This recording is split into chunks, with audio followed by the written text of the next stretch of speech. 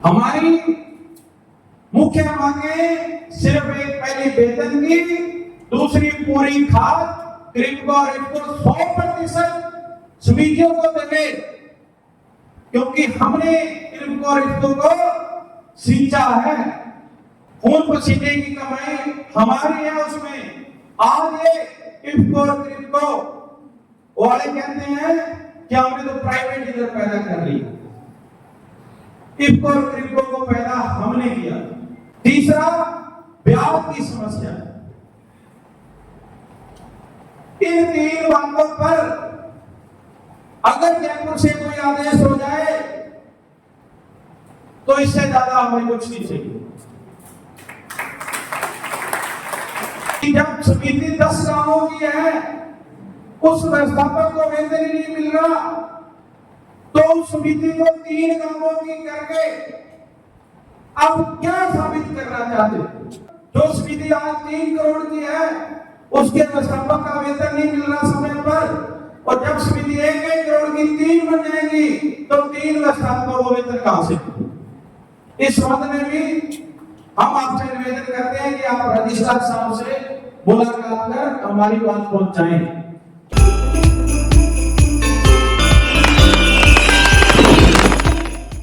वेतन मिले ना मिले एदी गारंटी तो नहीं ले लेंदा, पर मैं एक गल दी है समाज तो खड़ के और इन्हां साथियां दे उत्ते विश्वास करके गारंटी लेना है कि टैगिंग फैगिंग वाला गंगानगर तो नाम चक दे।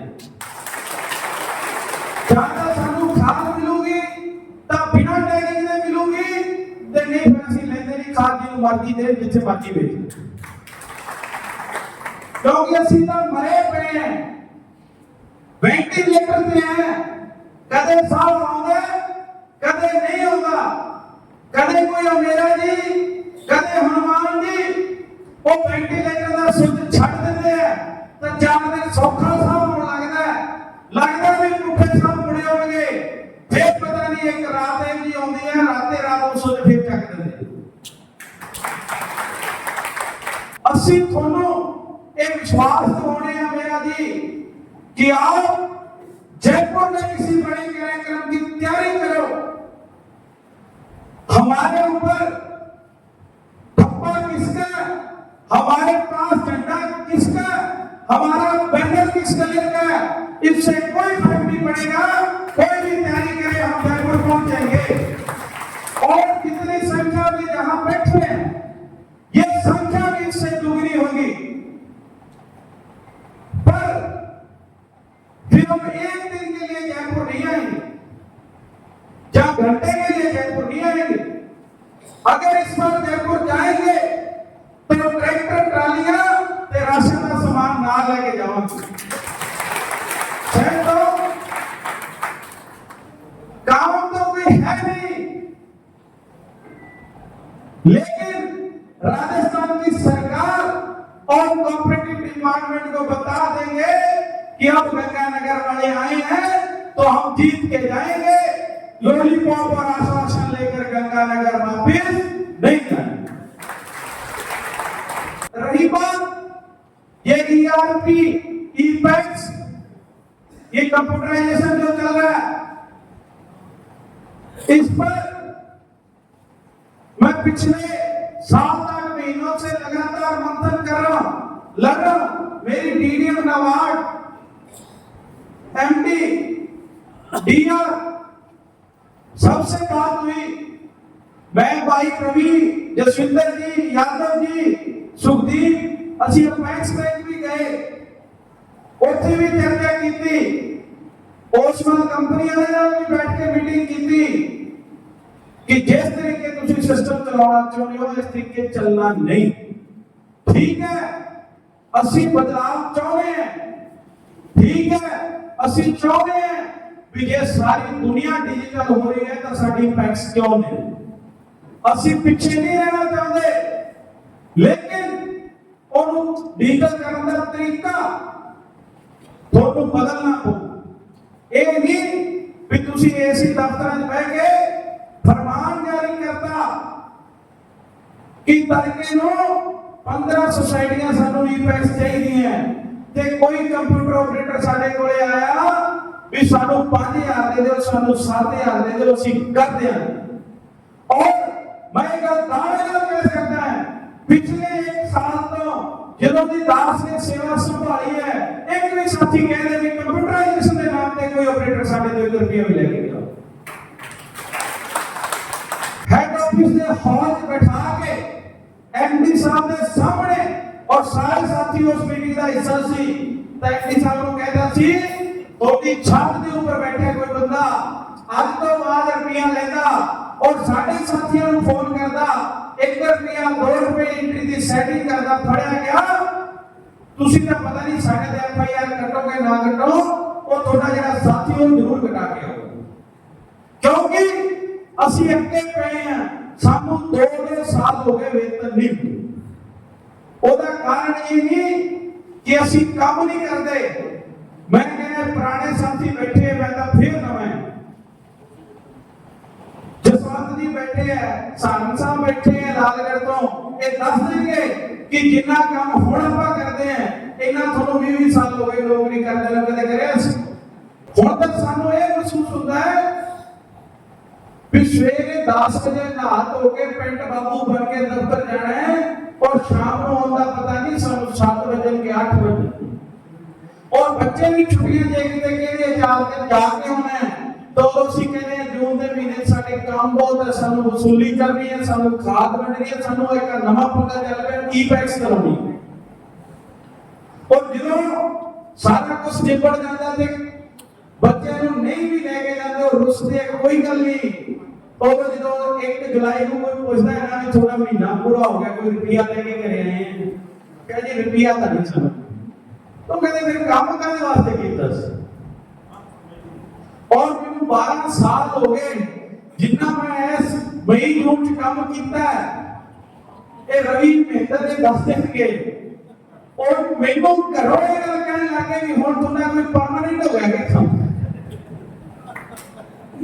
साथियों तुसी एक हो, इत्थे किते कोई शंका नहीं, और मैनू विश्वास है जेड़ी थोड़ी एकता जेड़ा तुसी इस संगठन ते विश्वास कीता है, जेड़ा विश्वास करके तुसी साडी सेवा लाई है, ਅਸੀਂ ਉੱਤੇ ਗਦਾਰੀ ਨਹੀਂ ਕਰਦੇ।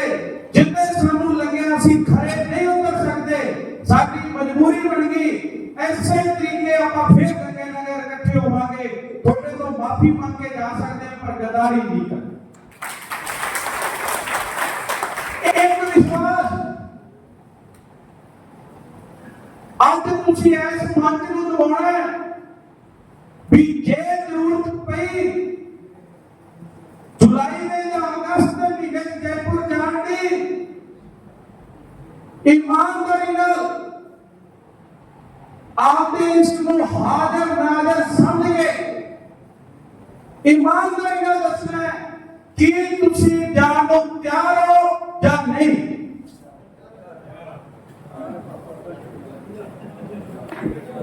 जे तुसी तैयार हो मेरा जी 250-300 लोग जयपुर होने को तैयार है, आप तैयारी कीजिए, चाहे अन्य संगठनों के साथ मीटिंग कीजिए, जैसा आपको उचित लगे कीजिए।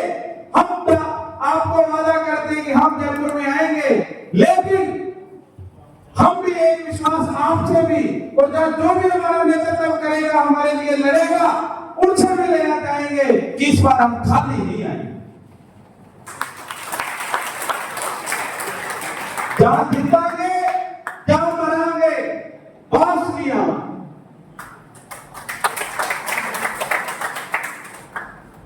एक बहुत बड़ी समस्या है मेरा जी सीबीएस सिस्टम में। पूरे जिले के साथी बैठे हैं, मैंने इनको कई बार ग्रुप के माध्यम से बताया भी है, लेकिन हमारी मीटिंग नहीं हो सकी पिछले 2 महीनों से, जब से मेरे को पता चला, क्योंकि वसूली का सीजन था तो मीटिंग करना संभव नहीं था।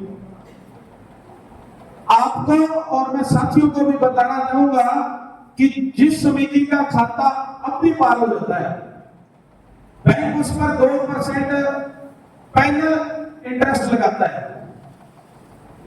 तो 5 और 2 अपने 7 का नियम है, लेकिन गंगानगर सीसीबी में वो 5 और 2 7 नहीं, वो 5 और 2 7 की जगह 9 है। हम 9% ब्याज बैंक को दे रहे हैं और किसान से भी 9 ही ले रहे हैं। किसान वाला तो पता नहीं कब आएगा कि नहीं आएगा, बैंक हमसे हर छठे महीने वो ब्याज काट। और बहुत साथी बैठे होंगे जिनकी समितियां इनबैलेंस होगी और असंतुलन की स्थिति, बहुत समितियां ऐसी हैं कि जो बिल्कुल कगार पे खड़ी हैं। अगर इनकी कभी जांच हुई तो भविष्य में दोषी व्यवस्थापकों को ठहराएंगे कि आपकी गलती के कारण आपने समिति इनबैलेंस कर। एक तो आप इसमें जयपुर में चर्चा करो कि 7 की जगह 9 क्यों लग रहा है। दूसरा, जो बीजीएल में ट्रांसफर करते हैं ब्याज 2019 से लेके, और साथी ऐसे बैठे हैं जिनमें मैं खुद शामिल हूं कि 3% मेरा बीजीएल बैंक की तरफ क्रेडिट है जो डेबिट होना चाहिए था।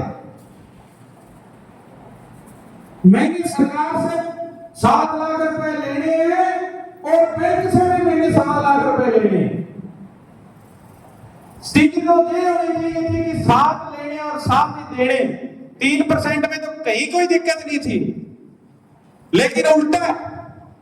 इसका कारण ये रहा कि बैंक ने अपना ब्याज पहले ही काट दिया। जब वो 7 लाख और 8.5 लाख का डिफरेंस आया तो हमारी समिति तो अपने आप में बैलेंस हो। दूसरी हमारी समस्या, पूरे जिले के सभी साथियों को कस्टम हायरिंग सेंटर दे दिए गए। इसके लिए तो मैं सरकार का धन्यवाद करता हूं कि पूरे जिले में जो 5-10-15 समितियां बच गई होंगी, नहीं तो 250-250 सबको हमें कस्टम हायरिंग सेंटर मिल गए। उसमें समस्या ये है, ये कह रहे हैं कि 10 लाख रुपए पहले समिति लगाए, उसके बाद कृषि विभाग के अधिकारी आएंगे, बौद्धिक सत्यापन करेंगे, उसकी लिस्ट जयपुर जाएगी और जयपुर से पैसा आएगा।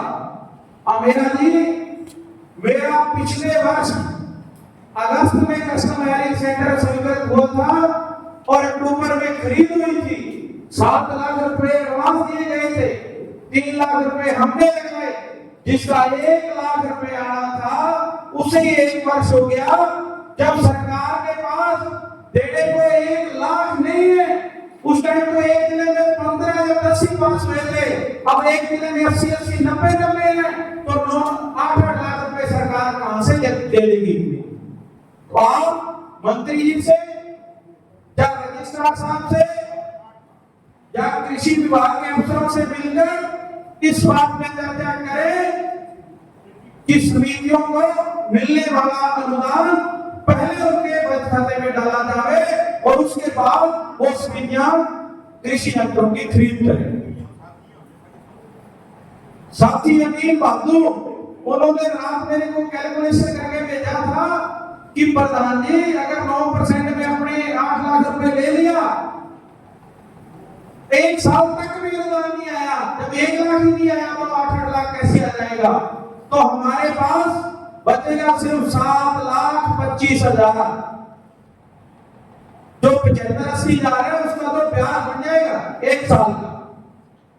तो जो उन्हें मिलने वाला अनुदान 8 लाख था वो 7 ही रह जाएगा, और ये भी गारंटी नहीं है कि 7 बाद भी पैसा आ जाएगा।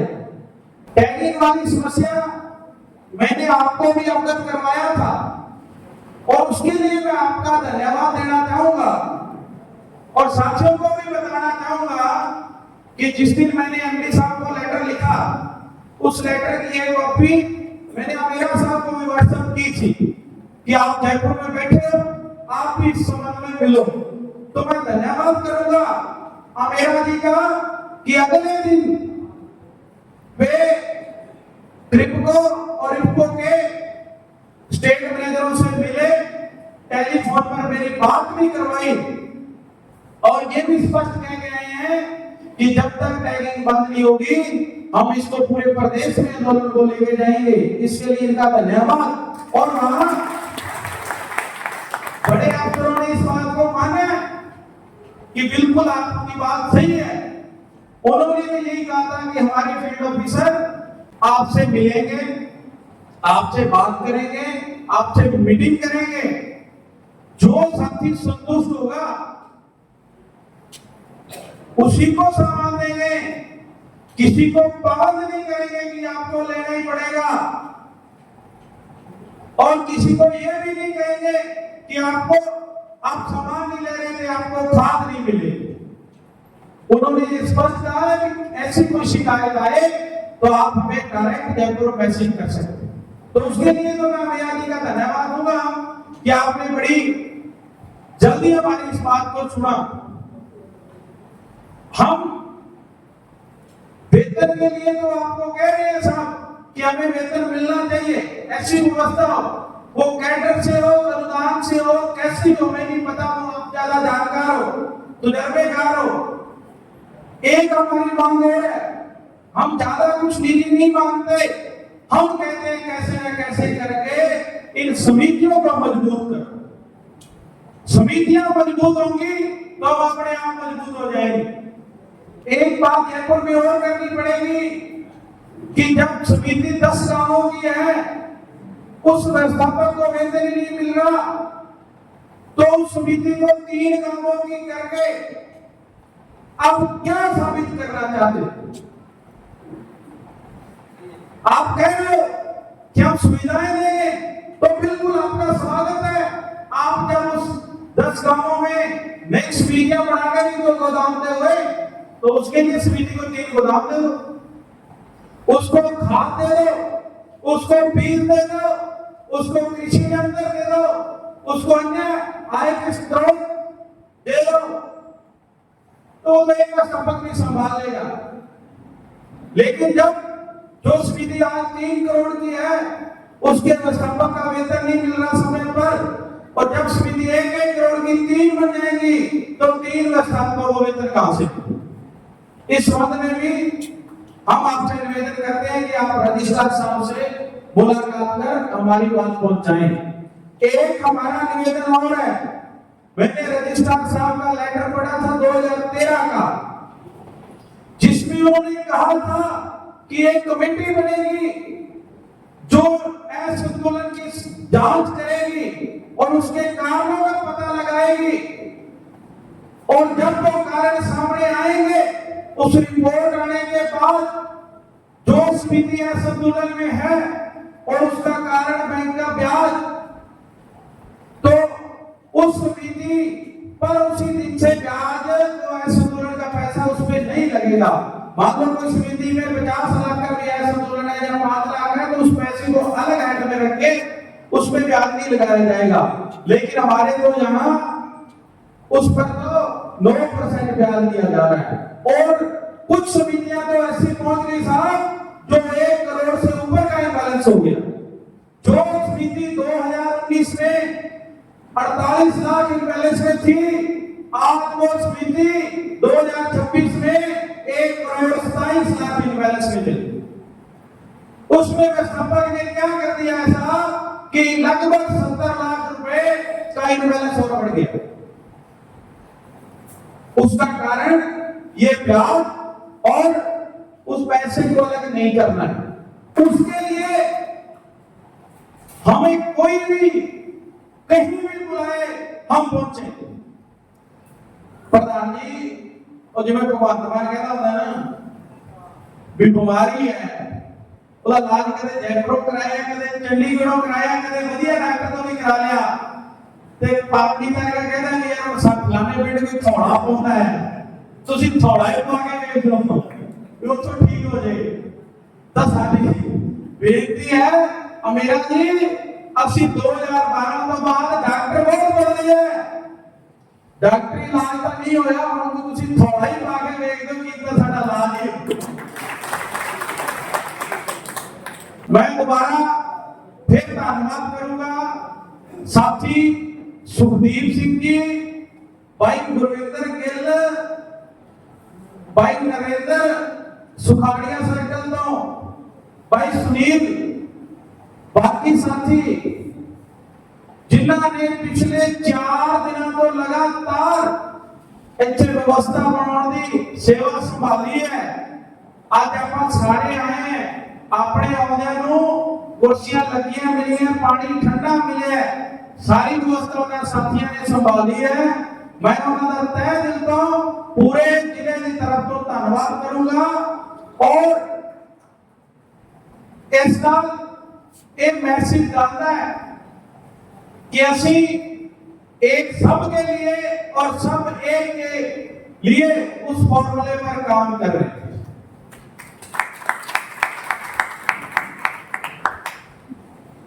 तुसी सारे आए, तुसी सुनिया, थोड़ा सब